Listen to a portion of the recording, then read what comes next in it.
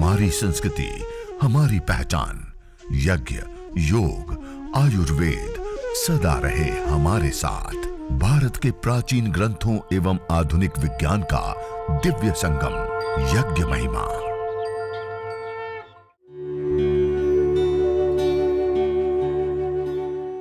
भारतीय संस्कृति में यज्ञ, योग एवं आयुर्वेद जैसी अमूल्य विद्याएं हैं, जिसका मूल है वेद। इतिहास की ओर दृष्टि डालें तो भगवान राम, भगवान कृष्ण से लेकर राजा महाराजाओं, ग्रामवासियों व अरण्यवासी ऋषियों की कुटियों तक नित्य व नैमित्तिक यज्ञों का प्रचलन देखने को मिलता है।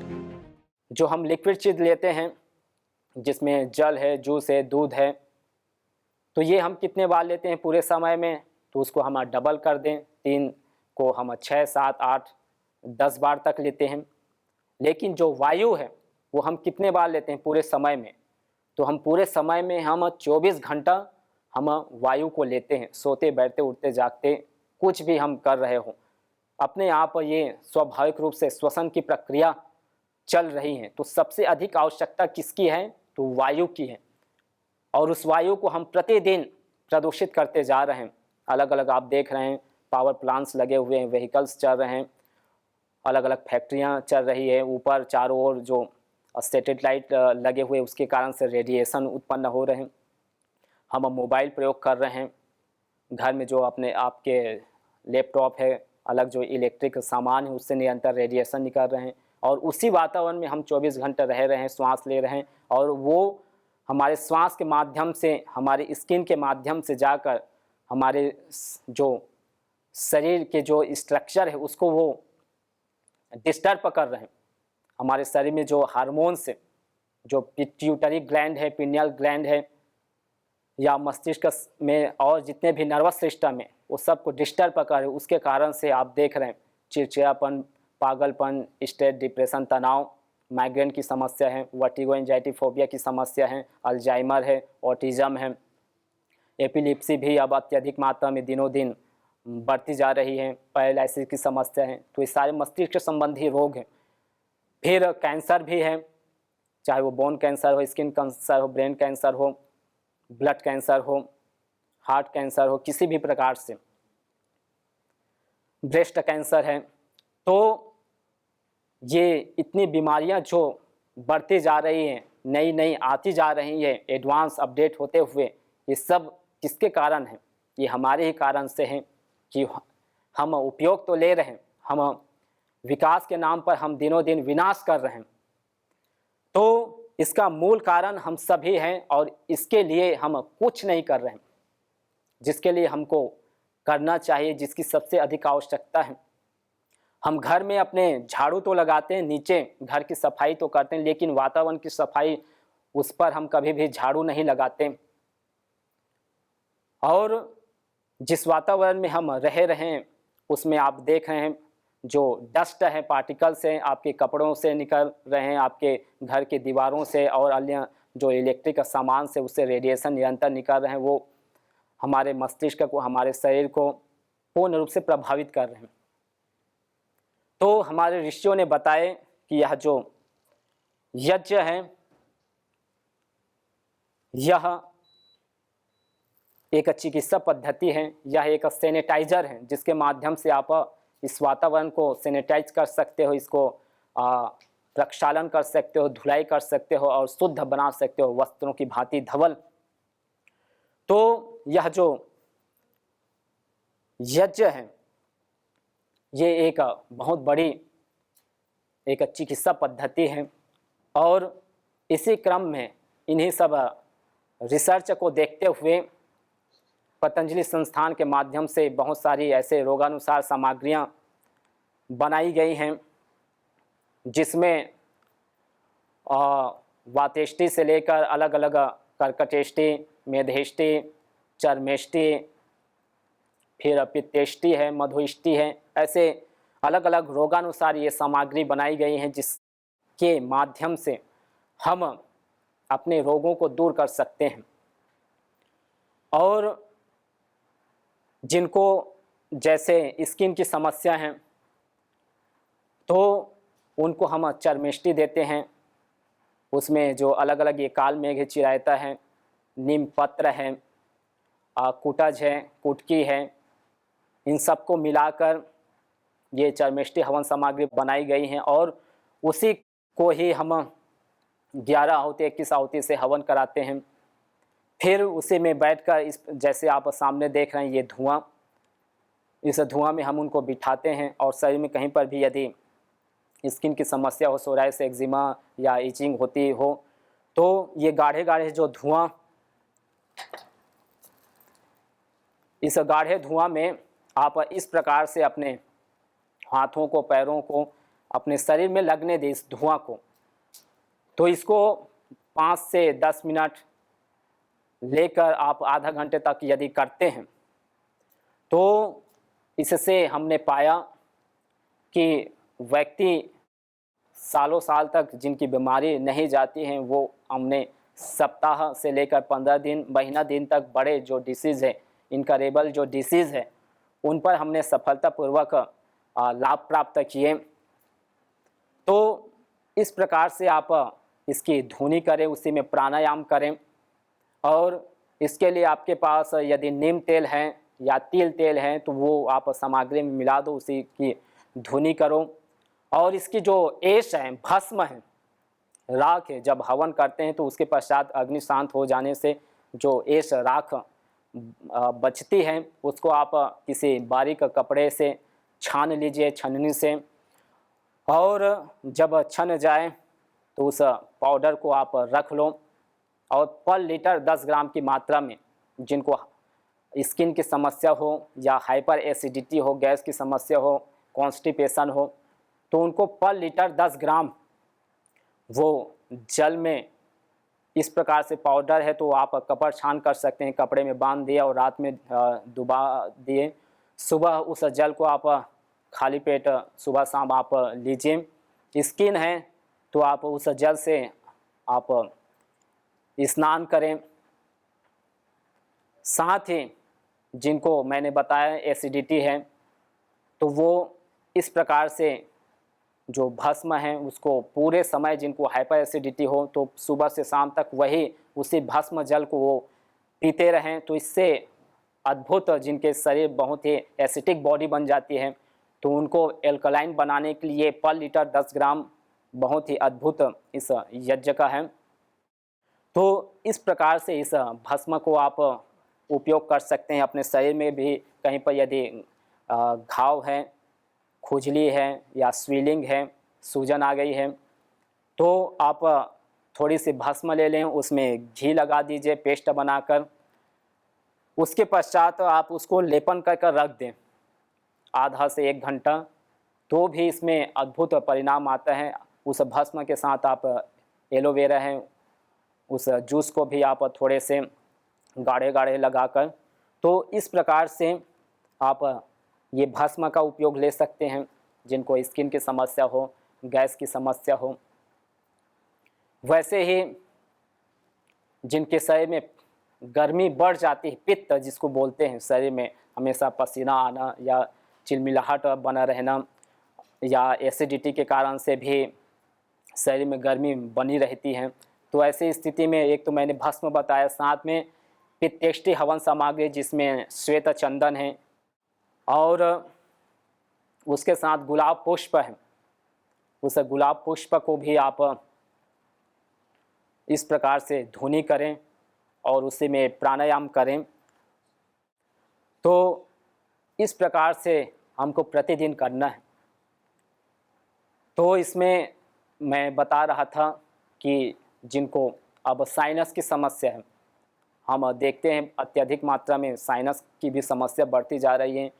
लोगों की जो नासिका छिद्र है वो बंद हो जाती है या हड्डियां बढ़ जाती हैं। तो ऐसी स्थिति में या कफ कोल्ड है, मौसम के अनुसार से सर्दी जुकाम या कफ बन जाता है अत्यधिक मात्रा में, तो उनके लिए ये कफेष्टि हवन सामग्री, तो कफेष्टि हवन सामग्री में आप ये घी है उसको 100 ग्राम यदि सामग्री है तो 50 ग्राम उसमें घी मिला दीजिए और उसी से आप हवन करें और उसी गाढ़े धुएं को धीरे धीरे आप श्वास के माध्यम से आप ले, उसमें आप दिव्य धारा डाल दें। मुलेठी आप उसमें थोड़ी सी हल्दी है, फिर त्रिकटु चूर्ण है, सौंठ, काली मिर्च, पिपली है।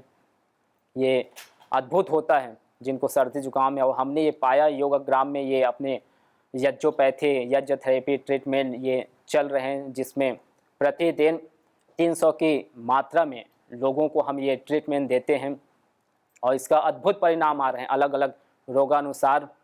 तो एक व्यापक रूप में ये काम चल रहे हैं। साथ में जो रिसर्च अपने पतंजलि अनुसंधान केंद्र, उसमें भी अलग अलग जो लेबोरेटरी सिस्टम है माइक्रोबायोलॉजी स्तर पर, कि कैसे हम जो इनहेल करते हैं तो उस इनहेल के माध्यम से जो बैक्टीरिया हैं उनकी मात्रा कैसे घट जाती है। तो ये अलग अलग प्रयोग चल रहे हैं और साथ में व्यवहारिक रूप से ये कार्य चल रहे हैं, जिसमें मैंने आपको या आप में से कई सुने होंगे कि एक मुंबई से हमने एक बहन को इसी प्रकार से यज्ञ के माध्यम से ठीक किए। एक दिव्या बहन कर जो बीएससी में पढ़ रही थी और उनको ब्रेन ट्यूमर हो गया, और उस ब्रेन ट्यूमर को ठीक करने के लिए उनके जो माता पिता हैं, जिससे कि ये आगे ना बढ़े, ये क्रिटिकल डिजीज़ ना बन जाए, इसके लिए जब प्राइवेट हॉस्पिटल में दिखाया गया तो पता चला कि ये बिना ऑपरेशन के ये ठीक नहीं हो सकती। तो माता पिता चाहते थे कि किसी भी तरह से ये ठीक हो जाए, उसके लिए उन लोगों ने ऑपरेशन की अनुमति दी। लेकिन डॉक्टरों ने ये भी कहा कि हम ऑपरेशन तो कर रहे हैं लेकिन हो सकता है ये कोमा में भी चली जाए। तो जैसे ही ये ऑपरेशन किए और वो बहन निश्चित रूप से वो कोमा में चली गई, और ये करीब बहन 3 महीना तक ऐसे कोमा में रही और इसके पीछे करीब 30 लाख की खर्चा हो गई। जब प्राइवेट हॉस्पिटल में ये इलाज नहीं हो पाया, डॉक्टरों ने ये कह दिया कि भाई अब इसका जो इलाज है अब घर में ही है, घर में ही इनकी सेवा करो। फिर इन लोगों ने इनकी जो माता पिता हैं वे सरकारी हॉस्पिटल में लाए, वहाँ पर दिखाए। सारे डॉक्टरों ने हाथ उठा दिए कि ये अब हमारे हाथों में नहीं, अब इनकी सेवा अब घर में ही हो सकती है। तो 4 महीना बेड में रहने के पश्चात घर में वैसे ही रखें और करीब 3 महीना के पश्चात कहीं से इनको ये पता चला कि यज्ञ से भी इस प्रकार से लाभ मिलता है। लेकिन जो यज्ञ कराने वाला अपना कार्य करता था, उनको ये पता नहीं था कि निश्चित रूप से ऐसे जो कोमा की स्थिति में पहुंच गए हो उनको भी हम वापस ला सकते हैं। एक ये विश्वास था कि भाई यज्ञ से वातावरण शुद्ध होता है। यज्ञ शास्त्रों में इसकी चर्चा आई है कि इसके धूम्रपान करने से अलग अलग रोगों में, बीमारियों में लाभ मिलता है। लेकिन इतने बड़े जो रोग हैं, इस रोग से निजात पा जाए ये असंभव था। लेकिन प्रतिदिन हवन करते रहे घर में, उनकी माता पिता भी, इतना भी उनके पास सामर्थ्य नहीं था कि सामग्री भी खरीद पाए। तब जो कार्यकर्ता हमारे भाई नरसिंह भाई, उन्होंने सभी प्रकार से उनको अपने ओर से ये सामग्री उपलब्ध कराए और उनके घर में जा जाकर वो हवन करते थे। फिर करीब जब 3 महीना हुआ तो 3 महीने बाद उनके हाथों से, उंगलियों से ये जान प्रारंभ हुई उनके शरीर में जो हलचल है, और धीरे धीरे करीब 3 महीना पश्चात उनके पूरे शरीर में ये एक्टिविटी चालू हो गए, हलचल प्रारंभ हो गया। और आज वो बहन पूर्ण रूप से स्वस्थ है, अपने हाथ पैरों में वो चलती है। और आप देखे होंगे यहाँ पर भी उनको हम बुलाए थे, श्रद्धेय स्वामी जी ने उनको अपने आश्रय में उनको रख कर आशीर्वाद प्रदान किए। तो यज्ञ एक पूजा पद्धति भी है, साथ में एक चिकित्सा पद्धति भी है। केवल यज्ञ से भी बीमारियों में लाभ मिलता है, केवल योग से भी बीमारियों में लाभ मिलता है। लेकिन कुछ ऐसे रोग हैं, कुछ ऐसे डिसीज़ जो बहुत काल व्यतीत हो जाने के पश्चात उसमें ट्रीटमेंट में समय लगता है। लेकिन जब हम दोनों को मिला देते हैं, यज्ञपूर्वक योग और यज्ञ को जब हम योग के साथ जोड़ देते हैं, तो उसका जो काल है, उसका जो समय है, वो बहुत ही कम रह जाता है। और ये हम प्रत्यक्ष रूप से देख रहे हैं पतंजलि संस्थान के जो नेचुरोपैथी सेंटर योगाग्राम है वहाँ पर। तो यह एक अद्भुत चिकित्सा पद्धति है, एक ये ऋषि पद्धति है, दैवीय पद्धति है, जिसके माध्यम से हम सभी प्रकार की बीमारियों को जीत सकते हैं। और एक और आपको मैं बताना चाहूँगा, ये अभी कुछ ही दिनों का ये बहुत बड़ा हमको इसमें रिजल्ट मिला। जो स्किन की समस्या थी, एक भाई जो नोएडा से, उनको सोराइसिस पूरे शरीर में, उनकी स्थिति ऐसी थी कि आप उसको देख भी नहीं पाएंगे, ऐसे उनके पूरे शरीर में ये बीमारी फैल गई थी। लेकिन 15 दिन वो ऐसे लगातार धूम स्नान लेते रहें, जैसे स्टीम दिया जाता है वैसे ही हम उनको धूम स्नान आधा घंटा बिठाते थे। उसमें हम 50-50% तिल, तेल और घी मिश्रित कर चरमिष्टी हमने मिलाकर उनको दिए। तो आज उनके शरीर में जो स्किन की समस्या थी वो पूर्ण रूप से वो सूख गई है। धीरे धीरे उनकी जो बीमारी हो अब पूर्ण रूप से छट गई है। उनके शरीर में एक नयापन, त्वचा में एक नई जान आ गई है। तो इसका परिणाम तो है, साथ ही एक आध्यात्मिक लाभ भी है कि जब हम इसको करते हैं, जैसे मैंने कहा कि रोगियों के लिए यज्ञ एक साधन है, लेकिन जो योगी है, जो निरोगी, उनके लिए एक साधना पद्धति है। जिनको साधना करनी हो, जिनको अपने मन को और पूर्ण रूप से निश्चल करना हो, तो वो प्रतिदिन ऐसे हवन करें। उसी में बैठकर लंबा लंबा श्वास यदि भरते हैं तो तुरंत उनका जो मन है वो रुक जाता है। जो श्रीमद् भगवद गीता में धनुर्धर कुंती पुत्र अर्जुन को जब ये समझ नहीं आता तो कहता है कि चंचलम हि मनः कृष्ण प्रमाथि बलवत् दृढ़म तस्याम निग्रहम मन्ये वायुरीव सुदुष्करम, कि हे श्री कृष्ण, यह जो मन है बहुत ही चंचल, इसको रोक पाना वैसे ही जैसे वायु का तेज वेग हो, आंधी तूफान हो, उसको रोक पाना एक मनुष्य के सामर्थ्य से बाहर होता है, वैसा ही यह मन भी है। तब भगवान श्री कृष्ण कहते हैं कि असंशयम महाबाहो मनो निग्रहम चलम अभ्यासे न तो कौन्तेय वैराग्य न च गृह्यते।